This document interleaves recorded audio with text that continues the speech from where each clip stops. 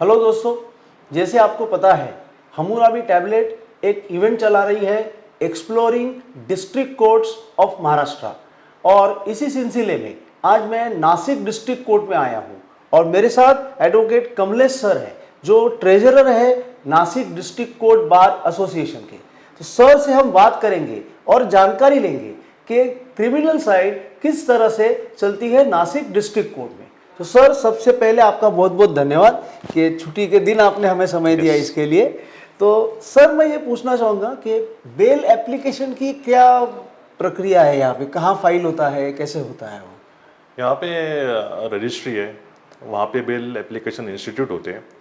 पहले मैन्युअली होते थे, अभी फाइलिंग के बाद ई फाइलिंग भी करते हैं, बट अभी कुछ दिनों के लिए बेल एप्लीकेशन ई फाइल करने के बाद फिजिकल कॉपी भी सबमिट करना पड़ता है। सो यहाँ पे वो प्रोसीजर है बेसिकली। ओके। और सर अंदाजन से आप बेल एप्लीकेशन फाइल करते हो तो वो डिस्पोज ऑफ कभी तक हो जाता है पूरा? वैसे कोई टाइम फ्रेम नहीं है, but in general time period is 7 to 10 days उसमें हो जाता है? हो जाता है, बिल्कुल। और sir anticipatory bail? Anticipatory bail भी 1 week, within 1 week। 1 week में हो जाता है? Yes, within 1 week। Okay. अभी ऑफ कोर्स अभी मैं जो सवाल पूछ रहा हूँ उसको कोई टाइम लिमिट ऐसा नहीं है, लेकिन फिर भी जो रिवीजन एप्लीकेशन फाइल होते हैं हमारे यहाँ लोअर कोर्ट के, ट्रायल कोर्ट्स के अगेंस्ट, उसका कोई अंदाजन से डिस्पोजल का टाइम फ्रेम आप बोल पाओगे? इट डिपेंड्स अपॉन द जज who is hearing the matter. कोई जज है वो 1 महीने के अंदर कर देते हैं, कोई जज है वो प्रोसीजर अडॉप्ट करते हैं, नीचे का प्रोसीडिंग कॉल करते हैं, फिर उसमें टाइम जाता है। सम जजेस rely upon certified copies annexed with the revision application, so उनके लिए वो जरूरी नीचे का रिकॉर्ड मंगवाना। So it depends upon the जज। सो जनरली 1 to 4 months में हो जाता है। सर ये अपील अगेंस्ट कन्विक्शन में सिमिलर में क्या अंदाजन टाइम लगता है अपने को? इट डिपेंड्स अपॉन जो लोअर कोर्ट है वहाँ पे जो कोई एविडेंस हुआ है, चार्ज, उसका जो पूरा पेपर बुक है, वो पेपर बुक जब प्रिपेयर होगा, जब कोर्ट में आएगा, एक बार कोर्ट में आएगा तो with in 1 or 2 months appeal hearing को आने के बाद डिस्पोज हो जाता है। यस। ओके। सर एनडीपीएस का अलग से कोर्ट है अपना? Yes, by the statute it is necessary to be a special court, but number of cases under NDPS acts are not much. So एक सेशन कोर्ट हो रहता है, उनके पास ही NDPS का चार्ज होता है। They function as a special NDPS court. Okay. तो sir ये सेपरेट पॉक्सो कोर्ट है अपने? Yes, यहाँ पे 2 सेपरेट पॉक्सो कोर्ट है, 2 रिटायर्ड डिस्ट्रिक्ट जजेस जो आफ्टर रिटायरमेंट उनको स्पेशल कोर्ट के तौर पे यहाँ पे बिठाया हुआ है। So there are 2 courts. Okay. Sir 138 का केस का कहाँ फाइलिंग है, मतलब इंडिपेंडेंट कोर्ट है या चार्ज दिया? नहीं, उसका similar like bail application there is different registry for lower courts, वहाँ पे इंस्टीट्यूट होते हैं, and there are 3 special 138 courts in our premises. So उनके पास एक्सक्लूसिवली 138 कोर्ट्स का ही चार्ज है। ओके। अभी सर एक एक्चुअली मैं थोड़ा सा पीछे जाके एक सवाल पूछूंगा जो पूछना था। बेल और एंटीसिपेटरी बेल जो है इसके असाइनमेंट का सिस्टम क्या है? मतलब असाइनमेंट का system, there are 3 divisions of police department in Nashik city, division 1, division 2, and the third one is related to rural area. So there are 3 courts who hears the matter as per division. As per division? As per division. And seating change होता है साधारण 45 days या 2 months के बाद seating change होता है courts का। अच्छा, सीटिंग चेंज होता है। सीटिंग चेंज हो जाता है। सर 138 के कोर्स का केसेस का क्वांटम काफ़ी है आपके यहाँ? बहुत बड़ा, there are flood of cases. अच्छा, बहुत सारे केसेस है, उसके वजह से पेंडेंसी बहुत है। ओके। एक बार केस फाइल होने के बाद 4 महीने तक हियरिंग के लिए आती नहीं, इशू प्रोसेस के लिए 4 महीने लग जाते हैं। ओहो।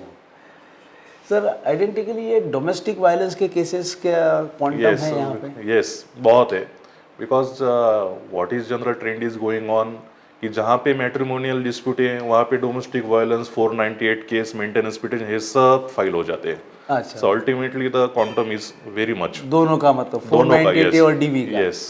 Okay. Sir anti corruption cases के लिए कोई अलग कोर्ट है अपने यहाँ पे?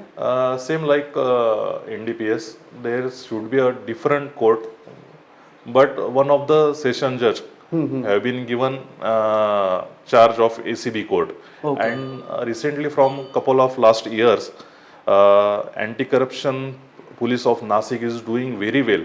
So there are lot of traps and lot of cases are coming okay under ACB.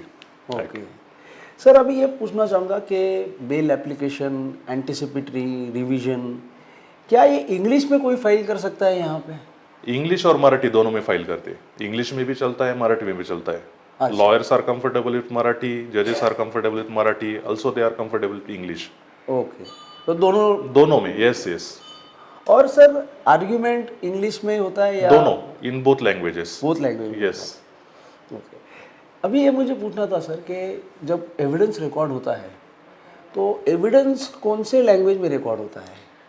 Evidence record होता है English as well as in Marathi, local language. Okay, दो लैंग्वेज में रिकॉर्ड होता है। दो लैंग्वेज में? Yes, there are two stenos who sit besides the जज। One take dictation in Marathi, another take dictation in English. So दोनों इंग्लिश वहाँ पे रिकॉर्ड होता है एविडेंस। तो फिर ऑर्डर भी क्या दोनों में आती है? नहीं, order is in English. Order is only in English? English.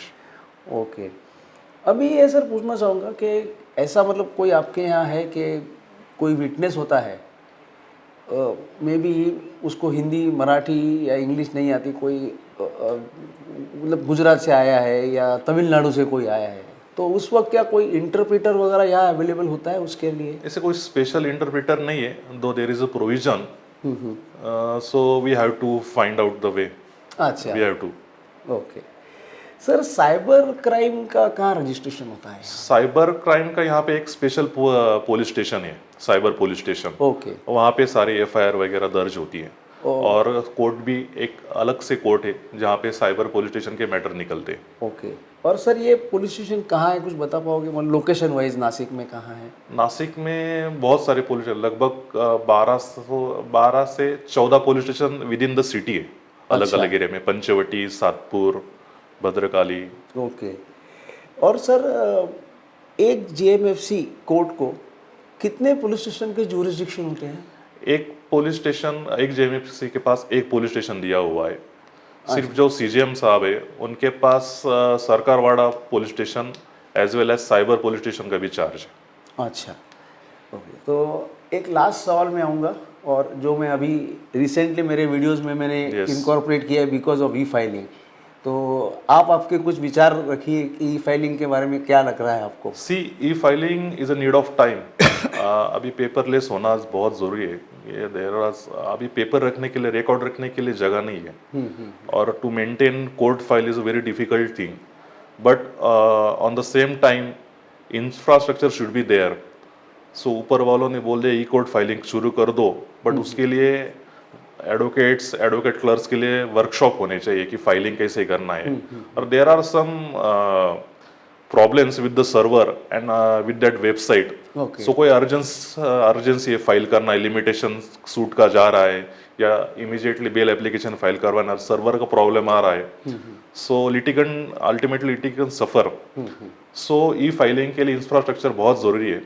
Nashik city ठीक है, लेकिन नासिक के आजू पेरीफेरी में जो रूरल एरियाज है, तालुका प्लेसेस, वहाँ पे ब्रॉडबैंड तो छोड़ दो, मोबाइल को भी नेटवर्क नहीं है। So how can they file e filing? Load shedding वगैरह भी लोड शेडिंग का प्रॉब्लम है, there are many problem. So step wise करना चाहिए। It's a good thing, need of time, but step wise करना है। ऑन दैट नहीं कि ऑल ऑफ सडन सर्कुलर आ गया, कभी करना है, मैंडेटरी है। सो थोड़ा एडवोकेट्स जो हमारे मेंबर्स है, सबका यही कहना है कि करना चाहिए, but it should be step wise. मतलब थोड़ा इंफ्रास्ट्रक्चर दे के फिर करना चाहिए। तो कमलेश सर, आपका बहुत बहुत धन्यवाद कि आपने हमें बहुत अच्छी जानकारी दी क्रिमिनल के बारे में। Thank you so much.